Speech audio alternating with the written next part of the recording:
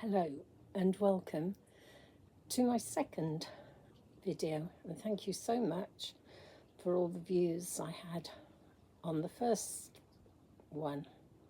So I've decided to do a second one, but this time it won't be on an actual project as was the last one, because having just done two rather large projects one after the other, more of that later, I decided that this one would just be all about me and all the little fiddly bits that I need to catch up on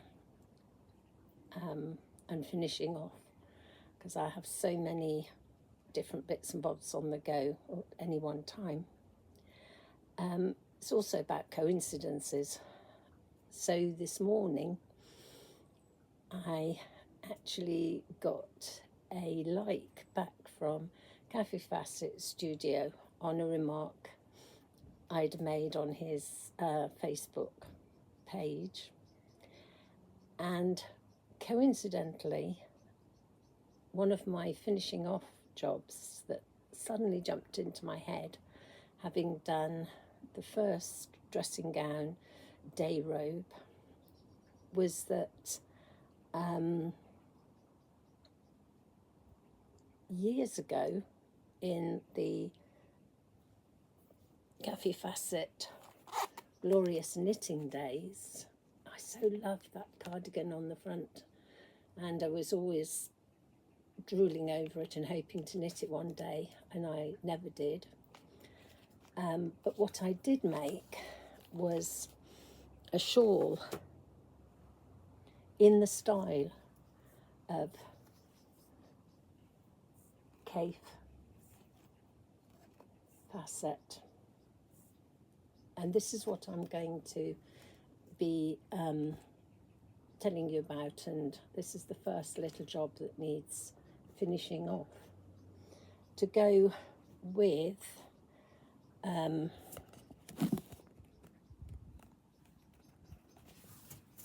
the first robe. You can see it hanging up there, and there's the second one next to it. I'm sat in the gazebo. That's a beautiful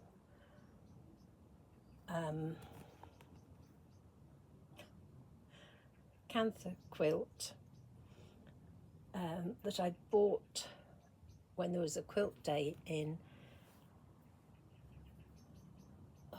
not Bridgnorth, the other place, Little Cudfeeler in it, on a stall, and for some reason she was selling off all the quilts, and it was just so beautiful. I'd have had it whatever, but I did get 4 different quilts, which I will show at some stage, for a very reasonable price. While I'm just pointing around this way, I just point at the one of the felted cushions on the chair out here. Right, let's sit back down again. I don't know if any of you are like it, but with people like Kay Facet and other celebrities, you feel as though you know them because you follow them through their different stages of their careers, and then possibly you go to a talk, as I did with Kay in the Civic Hall in Stratford in his glorious knitting days, and so I guess it was about in the 80s, and then followed his different stages. Didn't really do much needlepoint, bit of mosaicing, and then now the quilting. But starting off with the knitting for me was more and indeed the patchwork was more of a necessity in those days. It was needed. And actually fishing out this shawl, which I realised was the same colour as the dressing gown, and having made it when I was, what was I, in my 30s, I realise now, actually with the robe, it goes very well, and I should probably, in the winter, use them both together. However, at some stage, this was in a tub and moved house, how many times? About half a dozen times at least, from the house that it was made in Stratford-on-Avon. I actually started off, if you can see the bottom there, I started off doing it in sort of blocks, but then as I went along, it became distinctly more stripy. And then I think when I'd had enough, I did a purl row, and then I started decreasing, because it starts with, I don't know, I probably started with about 3 stitches, I think, at the bottom.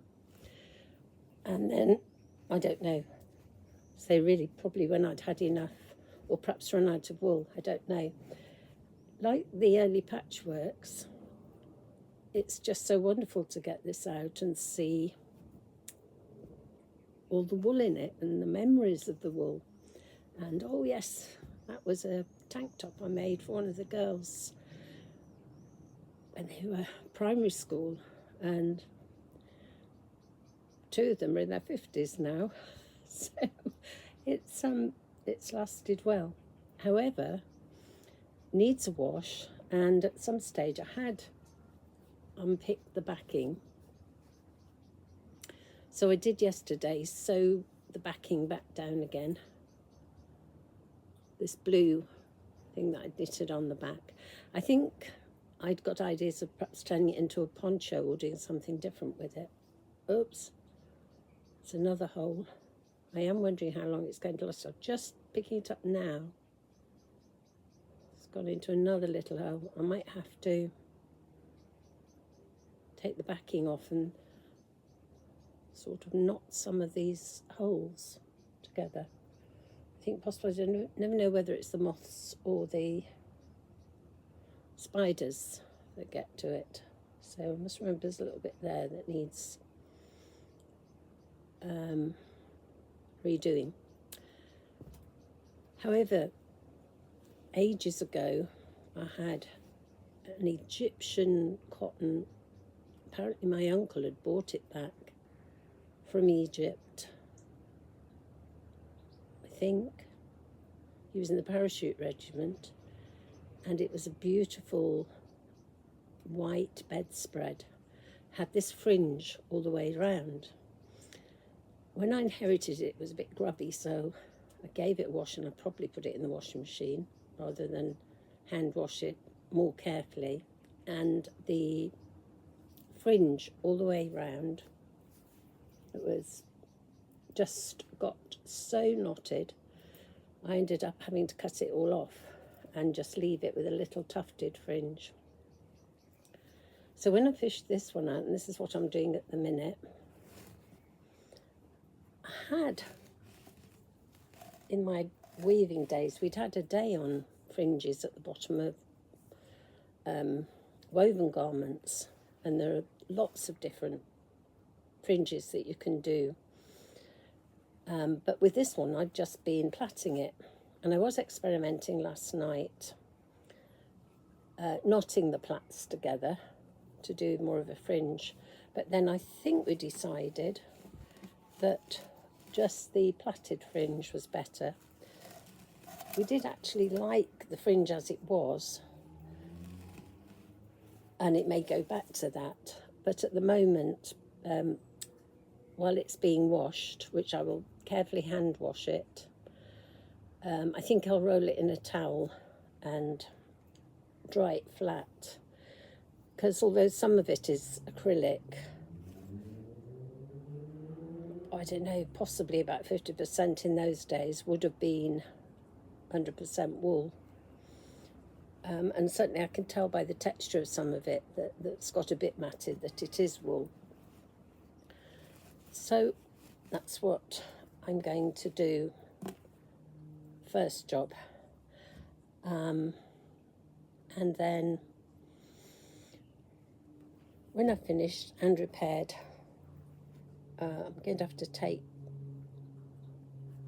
just unpick the lining a bit, I'd say, and just, it looks on the back as though I did stitch all my ends in, but I remember I used to videotape Kay Fassett when he came on the television, and we did have a lot of the old videos, but I can only find one. But I seem to remember he was never bothered about the ends at all. He just said, oh, knot them. But I suppose in those days I'd had quite a strict both needlework and knitting upbringing. One of the ones that I don't apply these days is you must finish one thing before you start anything else. And recently I do a bit of knitting, I do a bit of sewing, I just do a bit of whatever. And also some of the old rules I don't apply anymore. My only one rule at the minute is just do whatever's easiest for yourself, Louise. And I just apply that to everything. So I shall get on with just doing a bit more plaiting and knotting prior to washing, and then I will have to deal with these holes or loose threads, which I hadn't previously noticed. I think there's a couple of loose threads coming through, because I don't really want them to go in holes, because then that's a whole lot more. If I can just knot them together.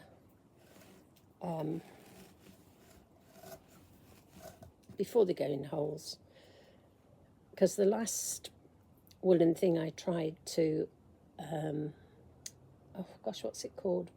What's the thing you do at the end of a sock, where you sew it but it looks as though it's knitted?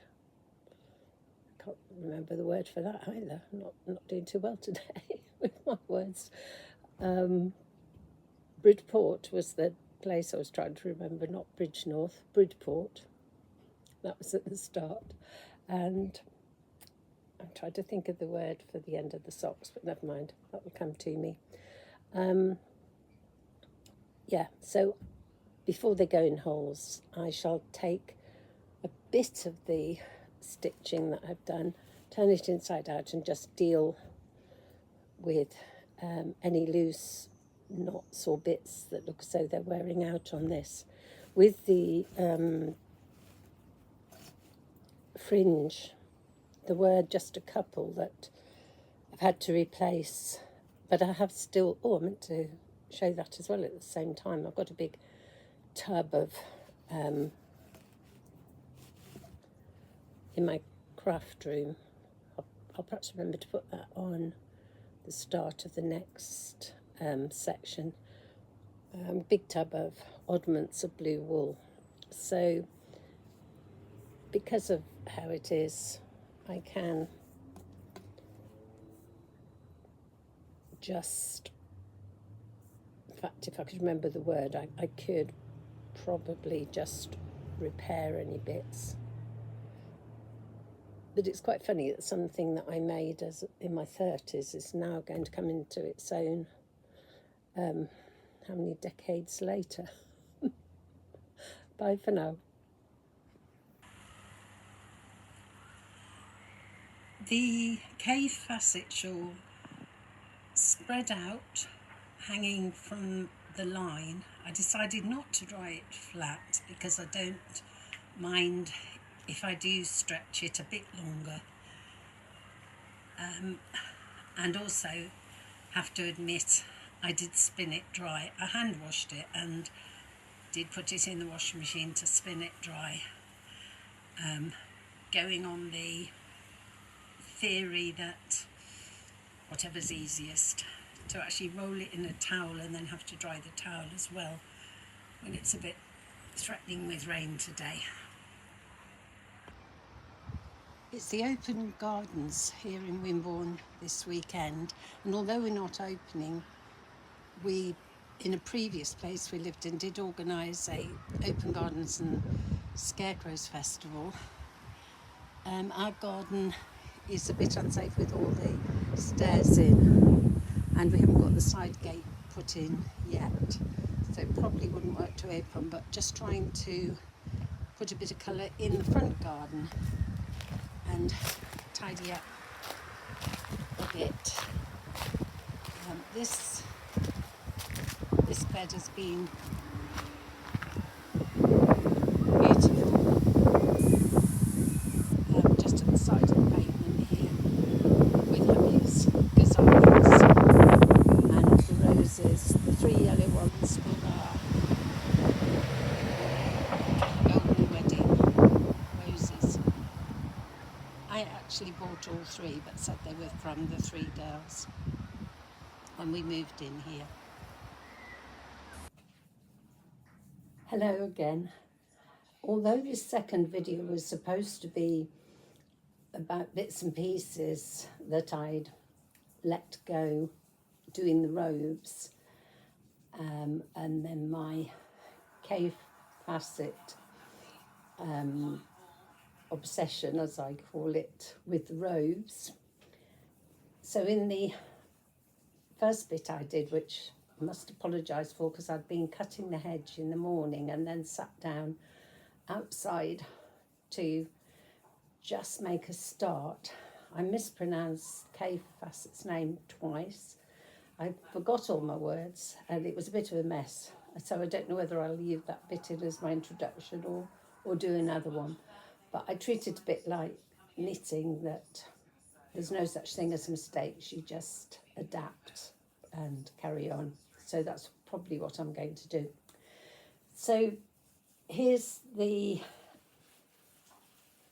cave facet in the ilk of cave facet glorious knitting shawl, washed and finished over the back of this carver chair in the dining room, and it just drapes the robe that's going to be the dressing gown with that one there.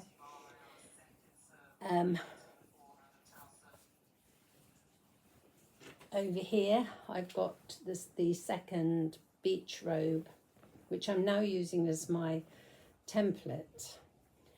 Over the weekend I managed to get, I'm a size UK 20, I managed to get someone who was a size, I don't know, 8 or 10 I think, and then middle daughter who's a size 12 to try this one on.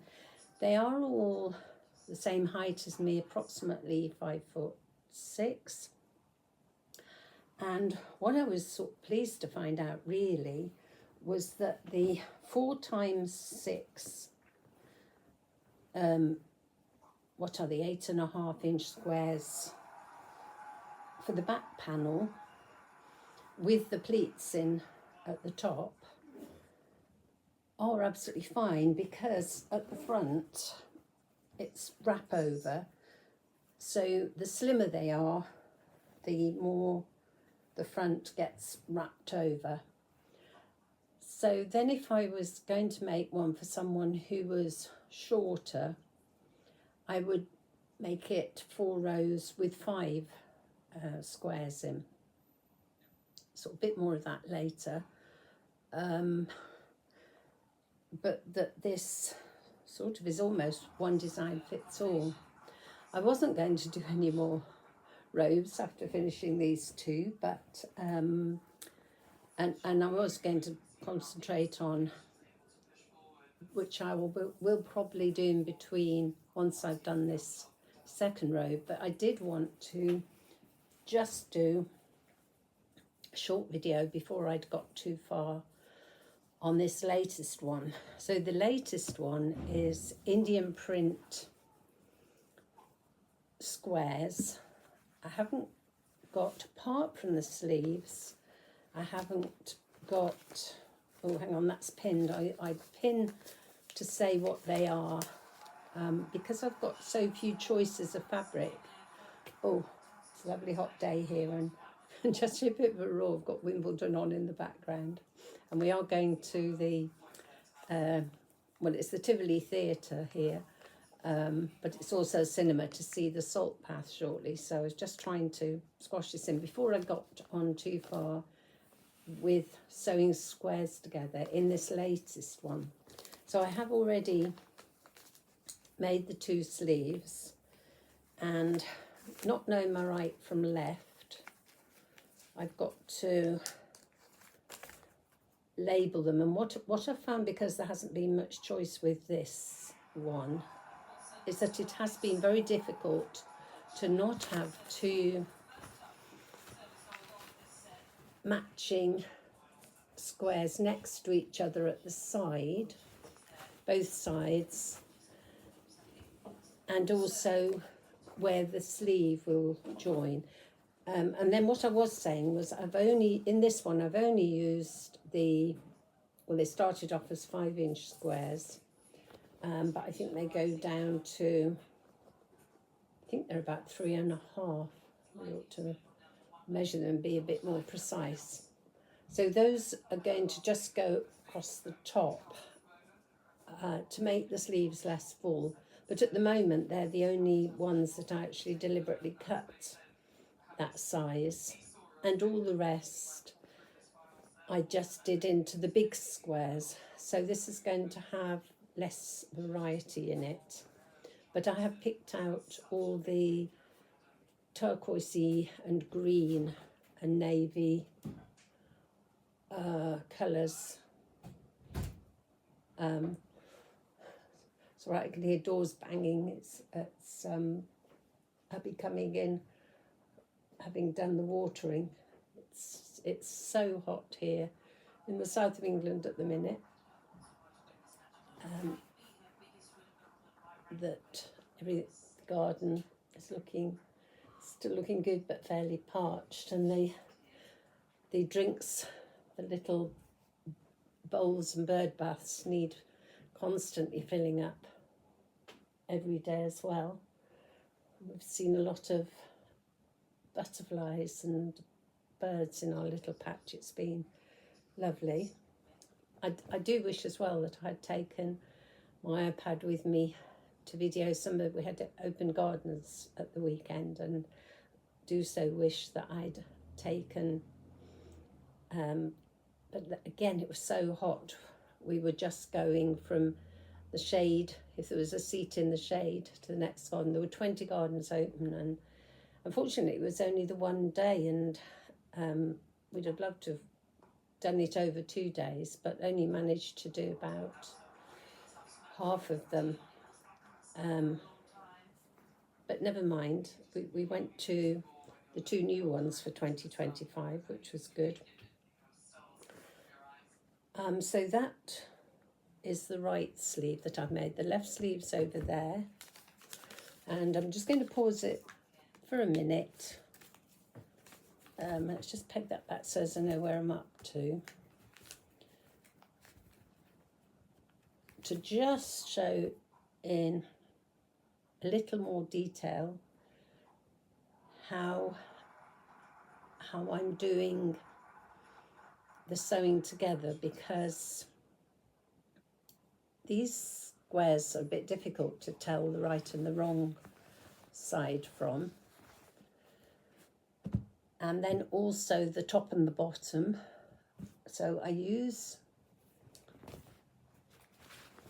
the quilting pins because I'm up and downstairs to my craft room. It's keeping me very fit. But those bendy safety pins with a bit of paper say first row right front and the second row right front. So I have stitched all but one up, but I'm just going to pause it and then point the iPad the other way around to show you what I'm going to do with the last row before I move on to what I've decided to do with the lining on this one. So I'm just going to turn off. So I've just got them laid out on the table.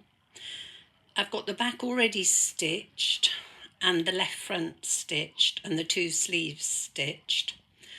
And I've done the long row that way for the number 1 left. So I know if I keep that on the whole time that that's the bottom. So now I'm just going to show you what I do with 2 left, which I'm going to leave on the table so as I know when I bring it back, having stitched 1, 2, 3, 4, 5 up, I then put it on the table. I'll pin it together, again using these curvy pins halfway up, leave the pins in while I then go and stitch the line up. So what I'm going to do is lift, this will be on the top, and then just lift them on top of each other in a pile. And that one for the neck is a half of one. So I'm just going to very carefully lift that way up to remind myself that it's got to shape that way across. That you can see underneath is the back that I've laid the front on, but it won't matter that this is the same, because by the time I've got the lining and the binding on, that doesn't matter that this lovely one is featuring quite a lot next to each other. It's just the sides I didn't want them to be to the same back and front, which is why I'm doing it like this. So I'm just going to take this pile upstairs and then just show you how I sew the piles together to create this, left front. So I was fortunate enough to buy a whole box of grey threads that I use for stitching the different colours together. It seems to merge in well. And they do seem to be okay, although I'm guessing they're fairly old because of the shape of it, because the ones I've previously been using were this. I'm not sure my machine totally liked them because it the top spool just hesitates a bit occasionally, but it seems to be working all right for the minute, and I hope I won't run out. So I bought the pile upstairs here, and so I'm going to pick up the one that I know to be the bottom. If there's a right or wrong way, and also I have sorted them all out, right side and wrong side, it's quite difficult to tell, but generally the right side has got more lines on there and they're just more blotches of colour. I don't think it would matter if I did get them the wrong way round. So I hold it up to myself like that, take the second one on the pile, which is the right way up, and I'm going to put it right sides together, face down, very carefully. If they're not quite the same size, just overlap it a little bit either side with that one, and then just stitch along there. Oops, I haven't put my specs on. I can't see what I'm doing. Because I moved everything out of the way.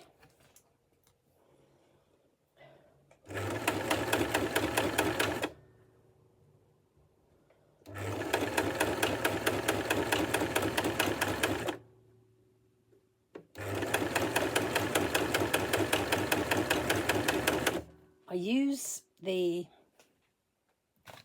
bunnies. Thank you, Kate Jackson from the Last Homely House. And and everyone, last holy house east of the sea. But I don't do, hang on, let me just finish this one off. I'm very slow, and I don't do the chain piecing, partly because I get in such a muddle with with opposites, like upside down, right way up. So I find that if I just do one square at a time, make sure it's the right way round and the right way up, I'm fairly slow. It doesn't matter if I get them wrong, because I use quite a loose tension, and I've got my own picker up here, so it doesn't take a minute to just pull it if I do stitch it on the wrong side or something. So then, lovely, I get into a routine here of leaving the needle in, the bunny at the end, putting the foot up, swiveling it round, snipping it off, and there we've got number 1 stitched to number 2. I shan't iron them all out until I've got the whole of the front done in both directions, to give a bit more give, to make sure that the joins meet up as accurately as possible. Because I haven't used the cutter, I've used scissors and a template. I used one that I did use the cutter for to get it, and then used that one as a template. So I've got a carton of the bunnies here, and I've got one in the machine, one pulled off there. So then now I know that that is the bottom one, because I've left that on. So now I know I'm going to sew next one up onto that. So I'm going to hold it towards me, so it's right side towards me, take the next one right side towards me off the pile, and then put it upside down to sew it, hold it. Again, there's a bit of discrepancy, but that's all right as long as I just do it at either side. And then I'm going to stitch that one along. It's about 1/4 inch. It's the foot of the machine, the half thing goes near the edge. A lot of things, and I do apply it to most things, I do by eye, and I know I drive my husband mad, like hanging pictures. But I saw on Escape to the Chateau, which I love watching, and where one of the mothers said, you know, you can over measure it, and then if you don't quite put things in the right place, I mean, I'm only applying this to things like hanging pictures and doing seams. Some of it does have to be very accurate and measure twice and cut once type of thing. But other things, you can just do it by eye, and then just trust yourself. If it putting pattern pieces together, just trust your own personal preference. That's all part of the fun of making something and being creative. Right, bye for now. I shall just finish sewing this row together, and then I'll sew the 2 rows together, and then come back to you to show what I'm going to do for the lining for this robe. I'm still in 2 minds. It's eldest daughter's birthday, 3 days' time. Whether I'll send it on to her as a sort of extra present. She's slimmer than I am, but same-ish height. And she did originally choose these fabrics and was going to do something, but then they came back, and I have made a cover for just a quilt for youngest daughter, as a garden quilt actually, which I backed with a sheet, but with a lot of these fabrics, because I always had this yearning to have a yurt and I think that was where my Indian phase came from. I luckily managed to source a lot of canthas in it was a quilt weekend last year in, I'm going to forget what it's called again, not Bridge North, Bridge, I did this last time, not Bridge North, it's the other one, Bridgeport, and I sort of had to satisfy myself with either making garden quilts as presents for people, just by the actually they're up there, hang on a minute,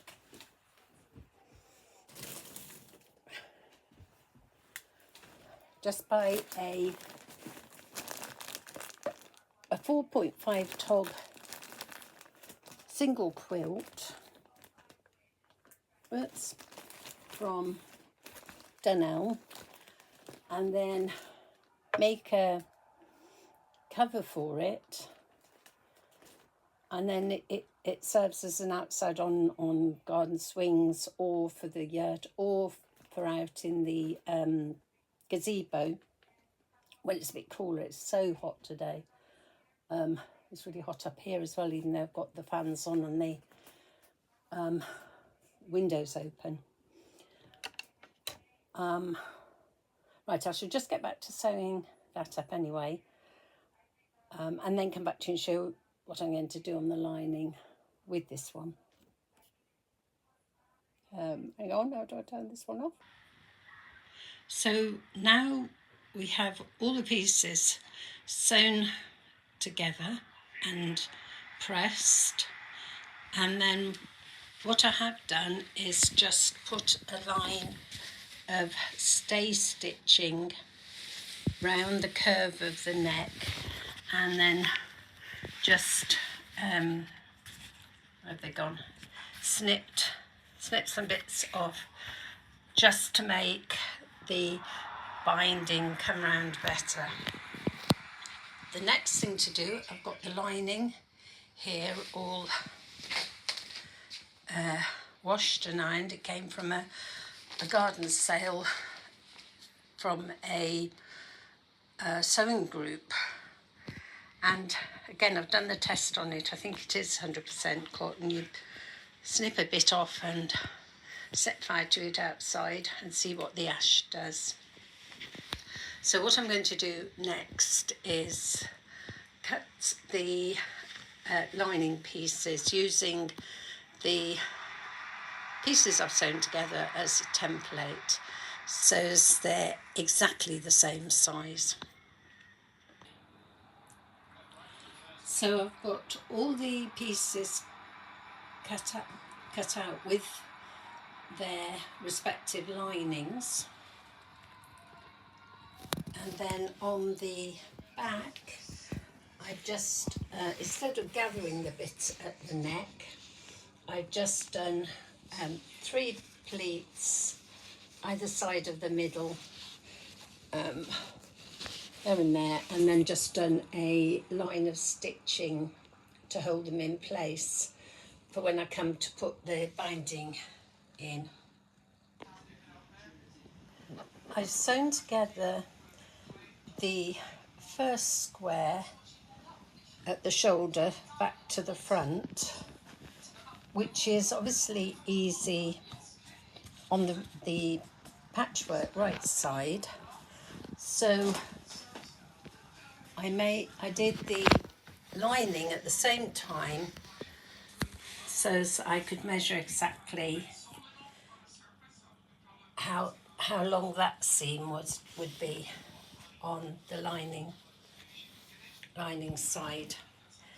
Next time I come back, I will have stitched the sleeves on both sides, and the long seams together on both of them as individual garments at the minute. Then turn the lining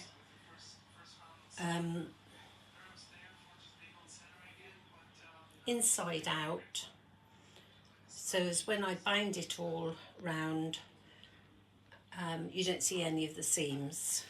So when I come back next, I will have got to the stage which I'm really looking forward to, making the binding. And I think I've got quite a lot left for this one, so I'll make enough binding to do the belt as well. I might do a slightly different belt because I didn't get on with sewing it on the wrong sides and then pushing it through. There must be an easy way to do it, but I might just do the no, I can't remember what the stitching's called. Is it borrow or something?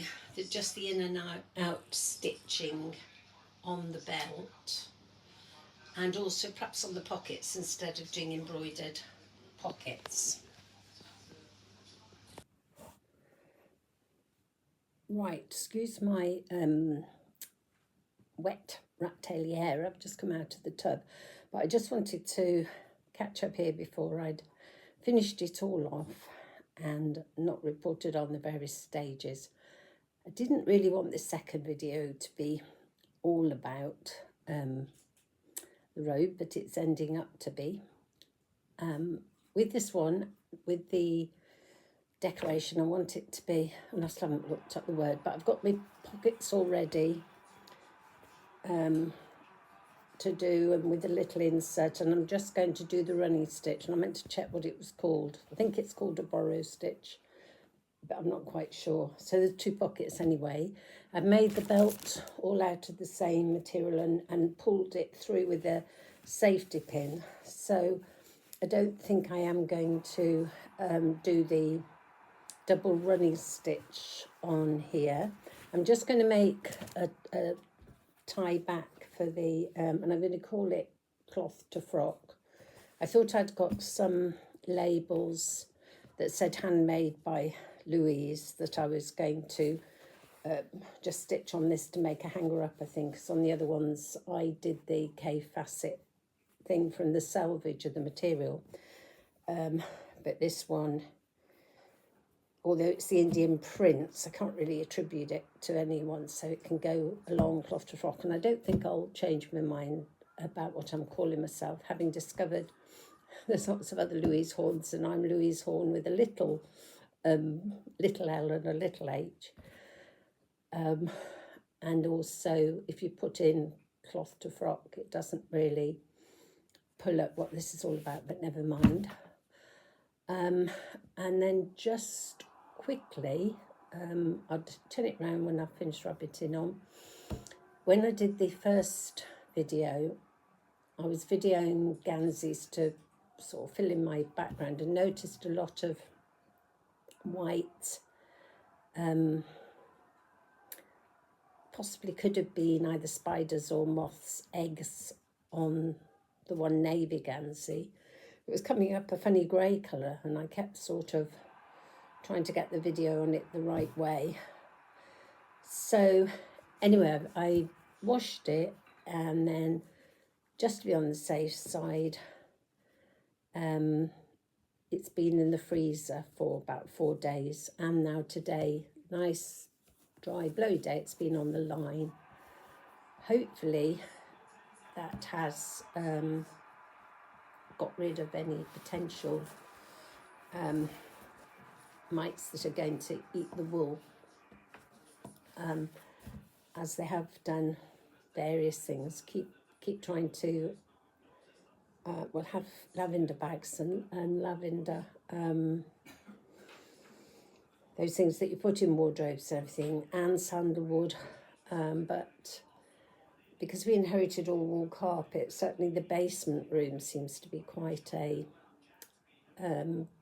harbouring ground for moths. I never like to use a lot of chemicals, so do try the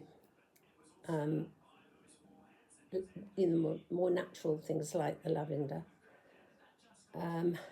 And then I think that was what got me into embellishing clothing anyway, was to disguise some moth holes on a coat. I started embroidering a woolen coat well, sort of coated jacket thing. Actually, that's gone. That went. I'm trying to give to it's the Fire Brigade charity clothespins just at the bottom of the road for injured service people. So I'm trying to thin down my wardrobe, sort it out, and anything that doesn't fit or has got holes in it or I can't adapt to make into something else. So I'm trying to throw out, I think it's supposed to be 10 a day, but I'm not succeeding with that. So I'm just going, almost finished now with this robe, but I've left all the hand stitching tonight. I've got the, half the binding sewn on. I did fall out of love with it last night. I don't know why. I got to the stage, but once the binding's only half on, so it's machined on the front. There was something I was going to say about that. Oh, I decided not to do our patented chunky little binding because, but I used quite big runs, but made sure that they weren't the same as the square next to it. I did wonder whether I should have been doing the binding before I stitched up under the arms and the side seams, because it would have been easier to manage, but I don't think it would have worked, because what I do when I'm doing the binding the lining this way is I put a stay stitch middle seam there, that's going right through to the what do you call it, the selvagey bit on the back of there, so as they're in the identical place. Well, I wouldn't have been able to do that if I hadn't stitched it up yet. And also I was very meticulous about smoothing it out, so hopefully once I'd got the binding on, actually I was quite pleased, but I had to stuff one side of it, which was the bit I was doing. I had to stuff one side of it all through the middle bit of my machine because I couldn't have it all the way round. Why did I have to do that? Oh, it was because I wanted to get it centered on the back, so I actually started at the top and went down the one way, and then started back at the top and went down. So I ended up having to, on the second side, shoving all the robe through the middle bit of the machine and a bit of fiddling around.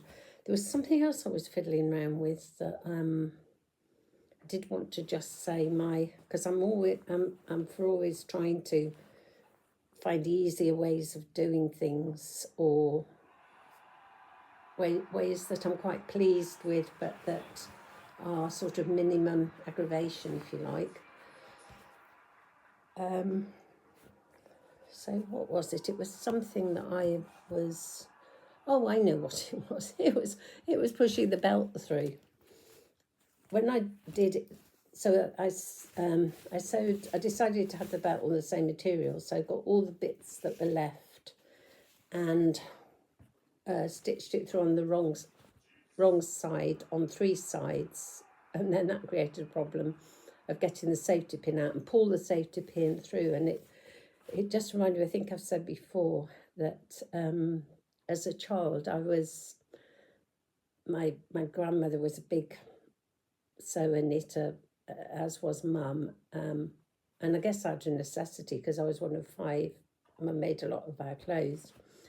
I was allowed, well, I say allowed to help, I was encouraged to help, but I wasn't allowed to do the, things like seams or anything that was intricate, but all the little jobs I was encouraged to do, or straight seams if there was a lot of straight seam sewing. And I was just thinking about back in the day, it was always the knicker elastic that used to, I don't know what happened to it. It used to wear out, the elastic, so you had to take it out of the waistband and get a safety pin and thread it all back round and then sew the elastic together and then stitch the hem back up. And I'm sure it was my gran, or was it mum?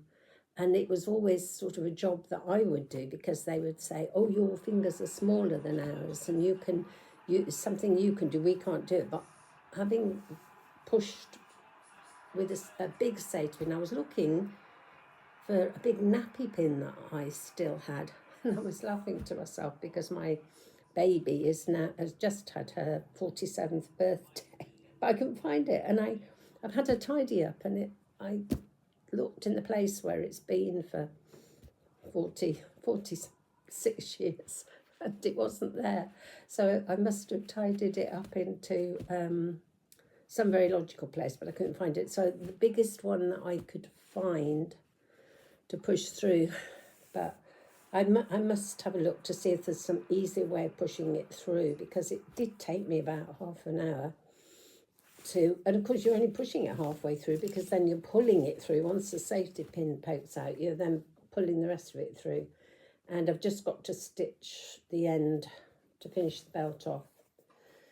I still might do 2 lines of the camphor quilty style stitching on the belt or not, and I've got to do the tie, the side holdery things to keep the belt in. But I got all muddled up with my dates, but eldest daughter's birthday is tomorrow. We're probably not seeing her, and I'll end up posting it. But we went to see Saltpath, and I was looking at the tickets, and I didn't have my specs on, and I thought we went on the 2nd, and we didn't. We went on the 1st, and tomorrow is July the 4th, but I was thinking it was today. So I was sort of trying to get it finished before her birthday.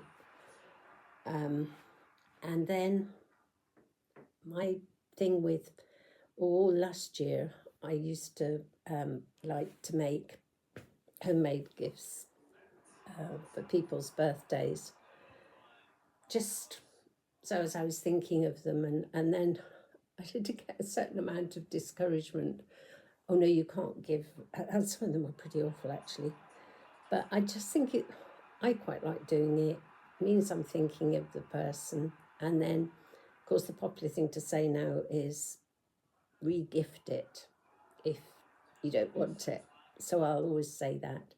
So I think with this, I won't say re-gift it if you don't want it. I think I'll say give it back to me and I'll find someone else to give it to.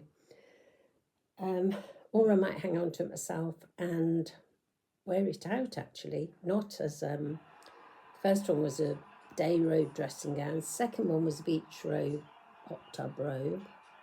But I have enjoyed wearing the second one, just in the evenings. It's been very, very hot the last week, but prior to that, if it was just getting a bit nippy in the evenings, it was just lovely with the cotton, to just sort of lounge in the evening.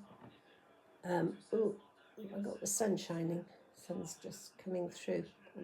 Put my shoulders up, and then it won't be shining on the lens. Right, and that's all for the minute, apart from just turning the camera around and showing the Gansey, the first Gansey I ever knitted, hopefully free of mites.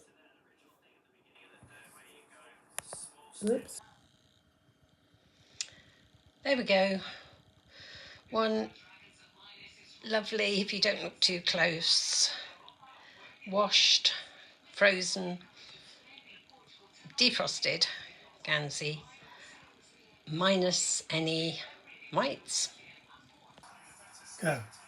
So today's July the 4th, Independence Day for you lot in the States. I'm just coming to the end. I've just been hand stitching around the binding. The worst bit has been trying to thread the needle umpteen times, so I've ended up with a very lazy woman's needleful. It's a bit ironic that the best way, I don't get on with needle threaders, and so the best way I find is this black felt embroidered needle case. Was made by oldest daughter at primary school, and if I hold the needle and thread against it, I can actually thread the needle using that as a background, and this is for her, so it's sort of come round in full circle. I think the next one should see the finished object, because got the pockets, made the belt, the hook at the end, and then just hemming sleeves in the bottom. So next time, hopefully today, because it is her birthday, and I was just trying to finish it. I shouldn't set myself targets really, but trying to finish it on today. So yes, I shall spend the rest of the day just doing the finishing off bits, and then hopefully just do a photograph of the finished object. Bye for now. Finished robe being modelled by middle daughter and Ruby the dog,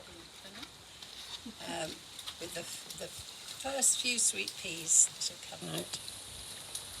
Looks very nice on her. I like it now. I wasn't sure when I'd finished whether I did like it. Can you just show the pockets? Just put your hands in the pockets. It's always this random thing that when you look at the finished item, it's not quite as random as it should be, despite all the attempts at randoming.